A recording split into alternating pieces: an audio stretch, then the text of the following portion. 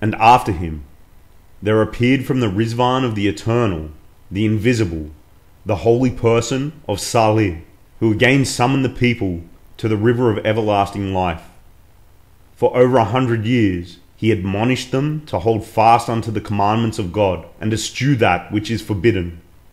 His admonitions, however, yielded no fruit, and his pleading proved of no avail. Several times he retired and lived in seclusion. All this, although that eternal beauty was summoning the people to no other than the city of God, even as it is revealed. And unto the tribe of Thamud we sent their brother Salih. O my people, said he, worship God, ye have none other God beside him. They made reply, O Salih, our hopes were fixed on thee until now. Forbiddest thou us to worship that which our fathers worshipped? Truly we misdoubt that whereunto thou callest us as suspicious. All this proved fruitless, until at last there went up a great cry, and all fell into utter perdition. Later, the beauty of the countenance of the friend of God appeared from behind the veil, and another standard of divine guidance was hoisted. He invited the people of the earth to the light of righteousness. The more passionately he exhorted them, the fiercer waxed the envy and waywardness of the people, except those who wholly detached themselves from all save God, and descended on the wings of certainty to the station which God hath exalted beyond the comprehension of men. It is well known what a host of enemies besieged him, until at last the fires of envy and rebellion were kindled against him. And after the episode of the fire came to pass, he, the lamp of God amongst men, was, as recorded in all books and chronicles, expelled from his city. And when his day was ended, there came the turn of Moses, armed with the rod of celestial dominion, adorned with the white hand of divine knowledge, and proceeding from the Qur'án of the love of God, and wielding the serpent of power and everlasting majesty. He shone forth from the Sinai of light upon the world. He summoned all the peoples and kindreds of the earth to the kingdom of eternity, and invited them to partake of the fruit of the tree of faithfulness. Surely you are aware of the fierce opposition of Pharaoh and his people, and of the stones of idle fancy which the hands of infidels cast upon that blessed tree. So much so that Pharaoh and his people finally arose and exerted their utmost endeavor to extinguish with the waters of falsehood and denial the fire of that sacred tree, oblivious of the truth that no earthly water can quench the flame of divine wisdom, nor mortal blast extinguish the lamp of everlasting dominion. Nay, rather, such water cannot but intensify the burning of the flame, and such blast cannot but ensure the preservation of the lamp. Were ye to observe with the eye of discernment, and walk in the way of God's holy will and pleasure, how well hath a believer of the kindred of Pharaoh, whose story is recounted by the All-Glorious in his book, revealed unto his beloved one, observed. And a man of the family of Pharaoh, who was a believer and concealed his faith, said, Will ye slay a man because he saith, My Lord is God, when he hath already come to you with signs from your Lord? If he be a liar, on him will be his lie. But if he be a man of truth, part of what he threateneth will fall upon you. In truth, God guideth not him who is a transgressor, a liar. Finally, so great was their iniquity, that this selfsame believer was put to a shameful death. The curse of God be upon the people of tyranny. And now, ponder upon these things. What could have caused such contention and conflict? Why is it that the advent of every true manifestation of God hath been accompanied by such strife and tumult, by such tyranny and upheaval?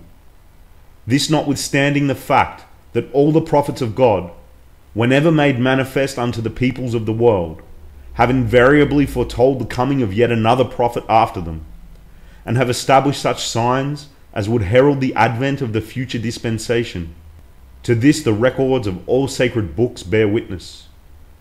Why then is it that despite the expectation of men in their quest of the manifestations of holiness, and in spite of the signs recorded in the sacred books, such acts of violence, of oppression and cruelty should have been perpetuated in every age and cycle against all the prophets and chosen ones of God, even as he hath revealed, as oft as an apostle cometh unto you with that which your souls desire not, ye swell with pride, accusing some of being impostors and slaying others. Reflect, what could have been the motive for such deeds? What could have prompted such behavior towards the revealers of the beauty of the All-Glorious?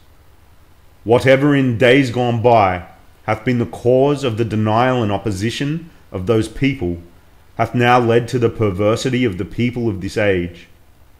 To maintain that the testimony of providence was incomplete, that it hath therefore been the cause of the denial of the people, is but open blasphemy. How far from the grace of the All-Bountiful, and from his loving providence and tender mercies, it is to single out a soul from amongst all men for the guidance of his creatures, and on one hand to withhold from him the full measure of his divine testimony, and on the other inflict severe retribution on his people for having turned away from his chosen one. Nay, the manifold bounties of the Lord of all being have at all times, through the manifestations of his divine essence, encompassed the earth and all that dwell therein. Not for a moment hath his grace been withheld, nor have the showers of his loving kindness ceased to rain upon mankind. Consequently, such behavior can be attributed to naught save the petty-mindedness of such souls as tread the valley of arrogance and pride, are lost in the wilds of remoteness, walk in the ways of their idle fancy, and follow the dictates of the leaders of their faith. Their chief concern is mere opposition. Their sole desire is to ignore the truth. Unto every discerning observer it is evident and manifest that had these people in the days of each of the manifestations of the Sun of Truth sanctified their eyes, their ears, and their hearts from whatever they had seen, heard, and felt, they surely would not have been deprived of beholding the beauty of God, nor strayed far from the habitations of glory.